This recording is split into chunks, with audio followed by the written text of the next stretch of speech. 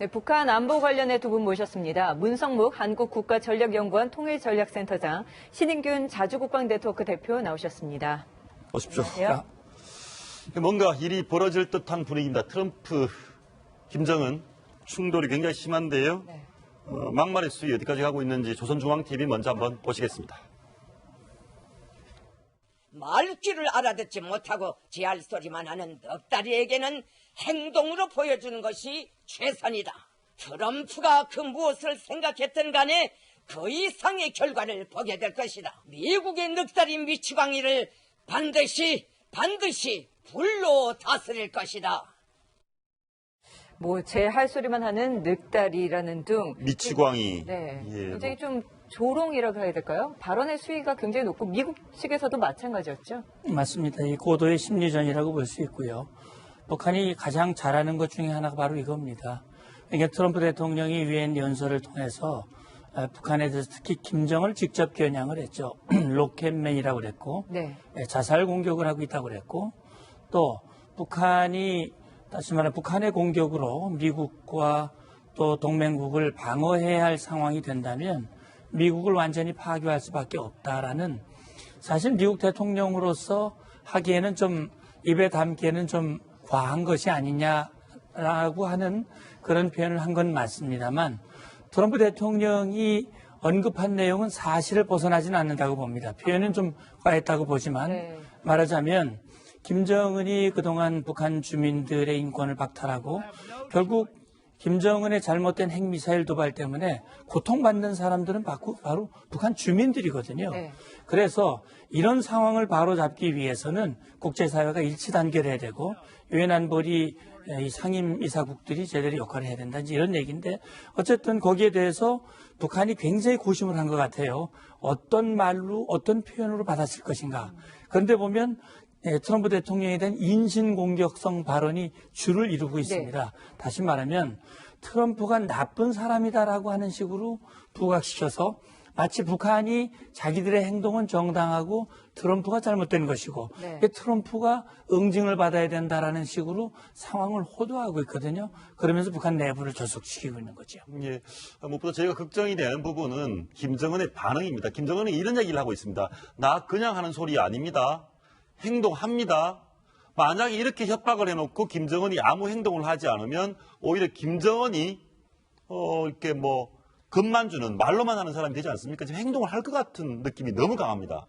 행동할 것 같습니다. 지금 이제 김정은 사진을 가지고 배경으로 해가지고 이제 조선중앙TV에서 이춘희 아나운서 낭독했지 않습니까? 이춘희 아나운서 낭독할 때는 가장 어떤 무게 있는 그런 성명을 낭독할 때 하는 것이고, 또 김정은 개인의 성명을 이야기를 했거든요. 국무위원장 이름으로 성명을 발표했는데 거기에 내 모든 것을 걸고 하겠다고 했습니다. 네. 그러니까 자기의 모든 것을 걸고 하겠다는 것은 자기 어떤 생명까지도 걸고 명예, 생명 모든 것을 건다는 거 아니겠습니까? 그래놓고 안 한다는 것은 그것은 북한 같은 병영국가 체제에서 리더십을 상실할 수 있는 그런 것이기 때문에, 사실 괌을 포위 타격하겠다라고 김낙겸이 보고를 했는데 괌 포위 타격 안 했지 않습니까? 그렇죠. 다른 쪽으로 이렇게 방향을 틀었죠. 그리고 또 지금 전 국민들이 어제도 보니까 그 노동당 대회도 하고 전 국민들이 지금 또 이 미국과 반미 결전의 어떤 그 의지를 불태우고 있는데, 최고 지도자인 신이지 않습니까? 네. 신이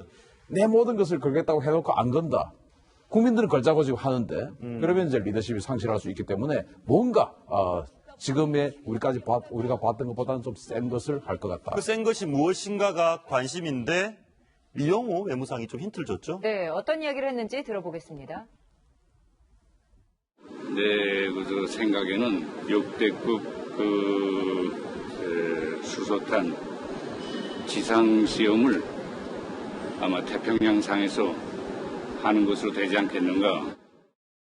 예, 지금 김정은이 자기 모든 것을 걸고 자기 목숨까지 걸고 할 행동으로 태평양 상공에서 지상 수소폭탄 실험, 이런 얘기를 하고 있습니다. 그게 어떤 의미입니까? 어떤 실험이죠? 그러니까 이제 태평양상에 북한 영토가 없지 않습니까? 조그만 바위섬이라도 하나 가지고 있으면 거기다가 핵실험을 하겠는데, 과거에 미국이 비키니 환수해서 하듯이 예. 그런 식으로 하겠는데, 태평양상에 어떠한 북한 영토도 없어요. 그런데 태평양상에서 하겠다라고 하는 것은 태평양 상공 이 어떤 그 아무 영광에 속해 있지 않은 어떤 그 공중에서 하겠다라는 말밖에 될 수가 없고, 그렇게 되면 이제 결국 그 사상 그 이전에 한 50년대에는 사실은 이 공중 핵폭발 실험이 있었습니다.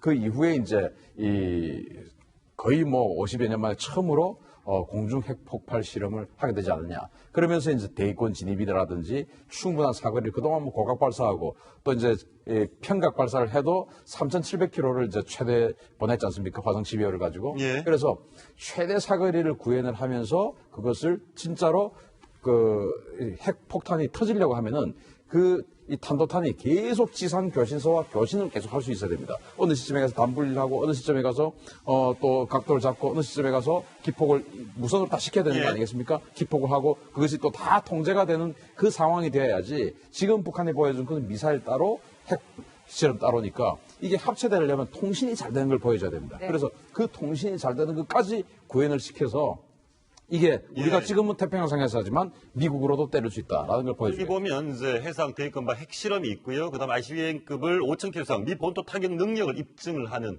또 7차 핵실험, IRBM, 특히 남한의 대남 도발 강행, 저 중에 가장 전쟁으로 몰고 갈 위험한 예상 시나리오는 뭘로 보십니까? 미국을 공격할 가능성이 있는 것을 보여주는 것이죠. 미국 공격을 지금 우리는 전쟁할 마음이 없지 않습니까? 네. 우리 대한민국 정부는 전쟁할 마음이 있어 보이는 정부는 미국이죠. 그러면 미국을 자극하는 것이 전쟁의 가능성이 높지. 예를 들어서 우리에게 어떤 그 대남 도발을 한다, 연평도 포격 같은 그런 어떤 물리적 공격을 한다. 미국이 그거 가지고 전쟁하진 않죠. 그래서 미국을 공격할 수 있는 어떤 방금 말씀드린 것처럼 공중 핵폭발 실험을 하는데 그것이 알래스카의 앵커리지나 하와이를 때릴 수 있는 사정거리를 구현하는 그런 것들을 보여주면 미국이 국내 여론이 이거는 참으면 안 된다 라고 해서 트럼프의 공격을 나서게 되겠죠. 제가 좀 보완해서 말씀드리면 신 대표 말씀하셨지만 지금 북한이 김정은이가 자기 직을 걸고 어쨌든 트럼프 대통령에게 반드시 되갚아주겠다 말은 했는데 북한의 행태, 북한의 말보다는 우리는 북한의 행동과 행태를 우리가 유의해 볼 필요가 있습니다. 그러니까 이번에 김정은이 말한 내용 중에 심중히 고려하고 있다 이런 표현을 썼습니다. 네. 지난번에 괌포의 타격에 대해서 김낙겸이 8월 5일 날 얘기를 하고 그걸 8월 중순에 김정은에게 보고했는데 김정은이 미국 행동을 좀 지켜보겠다 이렇게 얘기를 했습니다. 네. 리용호가 어제 유엔 연설에서도 그렇게 얘기를 했어요. 미국이 만약에 참순이 뭐니 북한을 향해서 뭔가 공격할 징후가 보인다면 우리도 불로 다스리겠다. 네. 이렇게 말은 굉장히 강력한 말을 해놨지만 뭔가 여지를 남겨놓고 있습니다. 이건 뭐냐면 김정은과 집권 세력들이 어떻게 하는 것이 자기들이 죽음으로 가는 길이라고 하는 걸 명확히 알고 있습니다. 그렇기 때문에 그들의 도발의 수위와 수순을 보면 굉장히 자루잰 듯이 그 절제된 행동들을 보이고 있거든요. 말하자면 지난번에 일본 상공을 넘어서 실사격을 했지만 만약에 괌으로 직접 사격하면 죽음이라는 걸 알고 있습니다. 그렇기 때문에 거기에 대한 북한의 말보다는 우리는 그들의 행동을 주목할 필요가 있습니다. 사실 이런 상황이라면 미국에서 조금 자제를 하면은 이런 좀 수위가 좀 서로 낮아지지 않을까라는 생각이 드는데. 근데 이제 저는요, 원래 이제 우리가 전략 그 작전용어로 그 전략 커뮤니케이션이라는 게 있습니다. SC라고 그러는데요. 다시 말하면 우리가 상대방을 응징할 수 있는 역량을 가지고 있어도 그걸 분명히 보여줘야 되거든요. 의지를.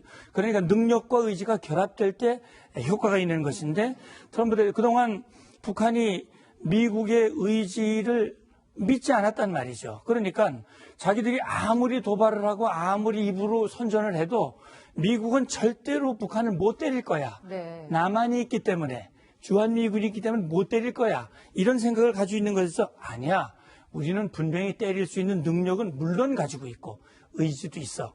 이걸 트럼프 대통령이 여러 경로로 보여주고 있는 겁니다. 그런 차원에서 김정은의 의지를 바꾸도록 하기 위한 그런 시도를 하고 있는데 제가 볼 때는 우리는 트럼프를 향한 비난보다는 김정은을 향한 미국은 우리의 동맹이기 때문에. 서로 조금 많이 고조가 되어 있는 상황인 것 알겠습니다. 같아요. 특히 이제 이번에 곧 다음 주에 우리나라 최대 명절 추석 연휴가 다가오고 있습니다. 그런데 이 추석 연휴 기간 동안 북한이 뭔가 행동을 할 것이다라는 추측이 굉장히 많아지고 있습니다. 가능성이 있습니까? 어떻게 보십니까? 북한이 이제 10월 10일이 그 노동당 창건 기념일 아니겠습니까? 예. 그래서 10월 10일 날을 기념하기 위해서, 정치적 이슈화하기 위해서 그 이전에, 그러려면 이제 10월 10일 이전에 해야, 그날 뭔가 그것을 또 홍보를 할 수 있거든요. 따라서 이제, 우리 추석 지나서 6, 7, 8, 9, 이 정도가 북한이 뭔가 만약에 도발을 한다면 그때쯤의 시기를 선택하지 않을까, 그렇게 봅니다. 예. 그리고 이제 지금 이제 북미 대치 상황에서 나오는 단어 중에 가장 강력한 단어 중에 하나가 참수입니다. 참수. 참수라는 것은 목을 벤다는 거 아니겠습니까? 네. 김정은 참수작전 이런 얘기가 나오고 있는데 북한이라는 곳에서 북한 평양의 주민들을 안전하게 한 상황에서 김정은만 이렇게 처단, 공격을 할 수 있겠습니까?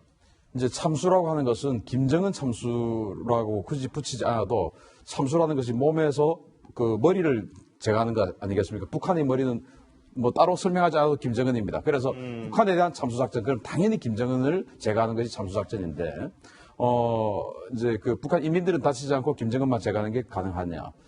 사실 힘듭니다. 왜냐하면 김정은이 이제, 평시 같으면 노동당 대회도 하고 뭐 여러 가지 어떤 그 대회 행사하지 않겠습니까? 그러면 미국이 김정은이 움직이는 동선 같은 거 혹시 정보가 딱 파악이 되면 김정은이 지나간 차량 행렬이라든지 예를 들어서 지금 미사일을 그 순환병장에 쏜다. 여기에 지금 김정은이 반드시 가서 현장 지도를 한다는 것이 정보가 입수가 됐어요. 그럼 네.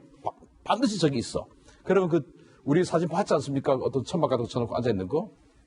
그러면 거기에다가 F-22 같은 것을 신속하게 보내가지고 스텔스기니까 보내서 SDB라고 하는 아주 강력한 유도폭탄이 있어요. 그것을 날려버리면 김정은이 거기 있으니까 죽어버리죠. 그런데 지금 이 상황은 누가 봐도 김정은이 그런 백두대낮에 정보를 흘리면서 다니면 죽을 것이라는 예상이 되는 상황이에요. 그러면 김정은이 안 나타나겠죠. 지하 벙커에 들어가겠죠. 그러면 그 지하 200m의 지하 벙커를 때릴 수 있는 능력은 없고, 그러면 과거에 이제 후세인을 잡았던 것처럼 이렇게 할 것 같습니다. 만약에 참수작전 한다면, 후세인도 지하 벙커에 숨어 있었는데, 그 후세인이 지하 벙커에서 일 밖으로 뭐 예하부대, 공화국 수비대 이런 식으로 통신을 다 하고 지휘 통제를 해야 되는데 그 지휘 통제 통신 시설 다 끊어버렸어요. 통신 라인을. 그러니까 후세인이 완전 고립되어 버렸습니다. 그러면서 이제 미 해병대가 진격을 하는 것이 알려지니까 후세인이 겁이 나서 도망을 갔고 자기 친척 부족으로 도망갔다 거기서 이제 잡혔거든요. 예. 아마 그런 식으로 이 통신을 자르는 그 수밖에 없지 않나 생각합니다. 지금 전략적으로 볼 때 정말 어떤 참수라든가 만약에 김정은이 어디 공식 협상에 고립돼서 나타나면 미국이 타격할 의사, 가능성 있겠습니까? 예, 그건 이제 조건이 필요하죠. 말하자면 지금 하겠다는 건 아니거든요. 지금 나오는 참수작전이라고 하는 것은 북한이 끝내 국제사회, 특히 미국이나 우리 대한민국의 요구를 거부하고 핵미사일 개발을 지속해서 결국 그런 능력을 구비하고 그걸 가지고 동맹국인 대한민국이나 일본, 미국 영토인 괌이나 하와이 본토를 때리고자 하는 움직임이 포착이 됐을 때 그때는 어쩔 수 없는 것이다. 그게 이제 트럼프 대통령의 언급이거든요. 지금은 참수작전이라고 하는 것은 유사시에 그런 상황이 발생하기에 대비하기 위한 그런 작전이고요. 지금은 김정은의 잘못된 행동을 바로잡기 위한 그 외의 노력, 거기에 지금 집중하고 있는 상황이라고 봐야 됩니다. 네. 제가 한 가지 좀 이 방송을 통해서 김정은에게 경고를 좀 드리고 싶은데요. 주고 싶은데 아마 볼 겁니다. 추석 전에 굉장히 어떤 미국을 자극하는 강한 도발을 한다면 저는 미국의 공격이 곧 이어서 있을 것이라고 생각을 해요. 왜냐하면 뭐 이윤우 앵커 잘 아시겠지만 경북 외관에 미군 기지 있지 않습니까? 거기가 미군 지원 기지예요. 그 159 전투지원사령부란 곳인데 거기에서 뭐라고 지금 공지가 떠 있냐면 지금 뭐 어떤 일부 언론에서 그거 아니다 오보다 뭐 이런 게 있는데 실제로 저 확인했어요. 맞습니다. 뭐냐면은 비전투 요원 추석 연휴 기간 중에 본국으로 돌아가라고 공지 떴어요. 네. 비전투 요원은 네. 추석 연휴 기간에 미국으로 돌아가라? 가라고. 예. 네. 사실입니까? 사실입니다. 제가 직접 그 문서를 확인했습니다. 그래서 그 말인즉슨 지금 주한미군의 전투요원만 남아있고 예. 비전투요원과 그 가족들 돌아가라고 지금 공지가 떠 있거든요. 159 전투지원 사령부에 떴습니다. 그래서 제가 그 문서를 확인했어요. 아니 근데 이번에 뭐 주한미군 소개령이 있었고 그건 오보다 장난이다 이런 얘기 있었죠. 아니에요. 오버가 아니고 진짜였습니다. 제가 확인했습니다. 그래서 그 말인즉슨 미군이 혹시 북한이 이번 그 연휴 기간 중에 뭔가 참지 못할 네. 도발을 한다면 정말 액션을 할 수가 있다. 그만큼 그렇죠. 굉장히 조금 고조가 되어 그러니까 있는 상황이 그 북한은 정말 신중하게 이번 추석 연휴에 대해야 된다. 10월 10일에 너무 매몰되지 말고 네. 이 한반도 정세를 그런 식으로 몰고 가는 것은 결국은 김정은의 죽음밖에 없다라는 것을 예, 말씀드립니다. 알겠습니다. 예, 그런데 어떤 형태든 참수작전을 하든 하지 않든 보복을 하든 무기가 동원돼야 되고 네. 저희가 이제 이런 준비를 해봤는데요. 여기 한번 보시죠.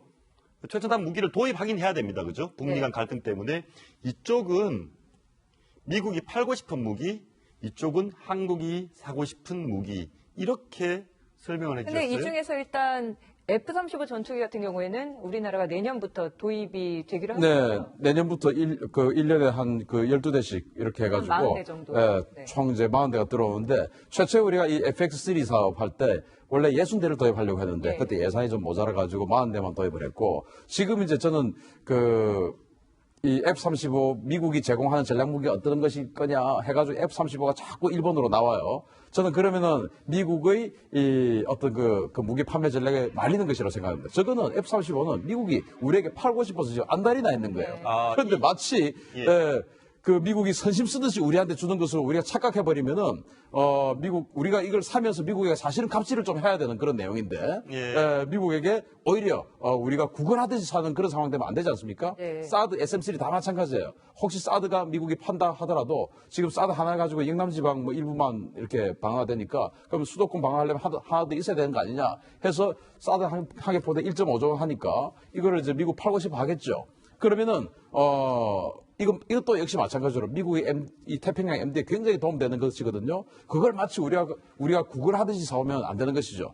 그래서 우리가 갑질할 수 있는 것은 충분히 갑질을 해야 기술을 받아올 수 있습니다. 그래서 이제 미국이 팔고 싶은 것과 우리가 사고 싶은 걸 명확히 구분해서 이야기를 주도권을 해야 됩니다. 가지고. 네. 네, 지금 여기만 하나만 더 설명을 해주시죠. 이쪽에 미국이 팔고 싶은 것, 이쪽은 미국은 팔고 싶지 않으나 우리가 사고 싶은 것. 그렇죠.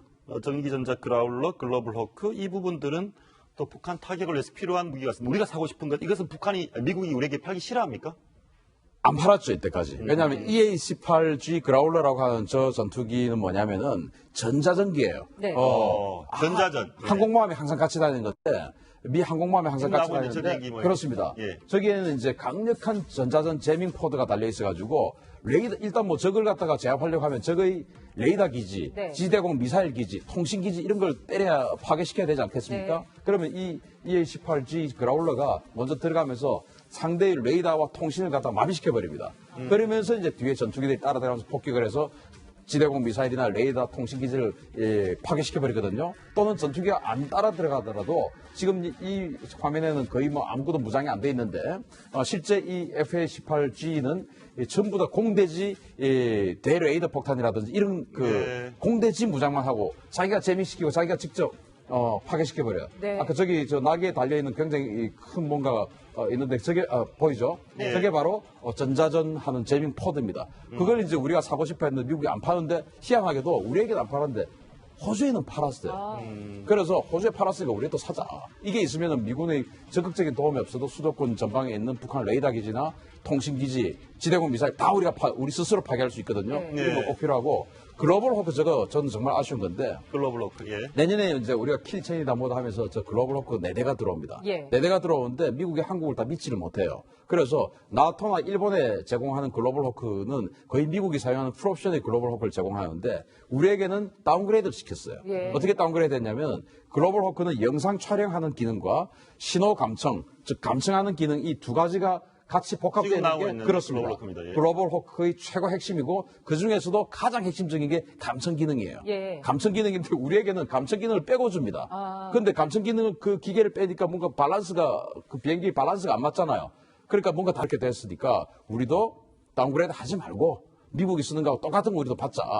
뭐 그런 주장을 저는 하는 겁니다. 예, 알겠습니다. 무기 얘기를 들어봤는데 이런 부분 어떻습니까? 트럼프가 한국의 안보 위기 상황을 은근히 즐기면서 우리에게 무기 팔아먹으려고 하는 거 아니냐 이런 국민들의 의심도 있습니다. 예, 이제 신 대표 하시는 말씀을 들으면서 저는 우리는 지금 북한 핵미사일 위협에 직면하고 있기 때문에 우리의 자위 역량을 강화하기 위한 삼축 체계를 발전시키고 있죠. 지금 얘기하고 있는 이런 글로벌 호크라든지 이런 것들은 우리의 정찰 기능, 우리 역량을 강화하기 위한 그런 조치인데 우리가 이제 미국을 보면요. 글로벌 호크 지금 신 대표 말씀하셨듯이 오래전부터 사고 싶어 했습니다. 안 팔았거든요. 돈을 원한다면 왜 안 팔겠습니까? 팔겠지요. 그러니까 북한은, 미국은 무기를 판매를 하더라도 그 돈 자체도 중요하지만 다시 말하면 그 무기가 가지고 있는 첨단 기술이 적에게 확산될 가능성 그런 것들을 굉장히 우려하거든요. 네. 그렇기 때문에 다시 말하면 첨단 무기는 정부가 딱 통제를 하면서 꼭 필요한 나라 그런 것이 안전한 나라에게만 팔기 때문에 지금 여기 나와 있는 무기들을 모두가 다 미국이 돈이 되면 뭐든지 판다라는 그런 것은 분명히 아니다라고 하는 것을 보면서 우리는 이 미국과 그 어느 때보다도 일치된 목소리와 동맹, 공조가 중요한 시기이기 때문에 신뢰를 바탕으로 한 그런 한미 공조와 동맹 유지가 굉장히 중요한 시점이라고 봅니다. 네. 또 어제 오후에 북한에서 규모 3의 지진이 났습니다. 3.4냐 3이냐 아직까지 뭐 말이 조금 다르긴 하지만 저희가 인공 지진이 아닌가 국제사회가 모두 긴장을 했는데 지금 나온 상황으로 봤을 때는 자연 지진으로 밝혀졌죠. 예, 저도 어제 저녁에 그 속보를 보면서 유심히 봤는데 중국 측 판단, 다시 말하면 이것이 지진의 진앙지가 0km, 다시 말하면 지표에서 지진이 발생했기 때문에 이건 폭발에 의한 인공지진이 아니냐. 네. 그런 관측을 했고, 우리 기상청에서는 어쨌든 지진 파형 자체가 자연 지진이기 때문에 네. 인공지진일 가능성이 없다라고 결론이 났지요. 실험으로 인한 또 지반이 좀 약화됐을 가능성이 있었던 거죠. 예, 일각에서는 지난번 육책 실험으로 인해서 갱도가 무너지면서 거기서 나오는 어떤 이 자연 지진의 형태가 될 가능성 그런 얘기가 있습니다. 부디 이번 추석 연휴 때 북한 인공지진 소식은 안 들었으면 좋겠습니다. 두 분 말씀 여기까지 듣겠습니다. 고맙습니다. 감사합니다.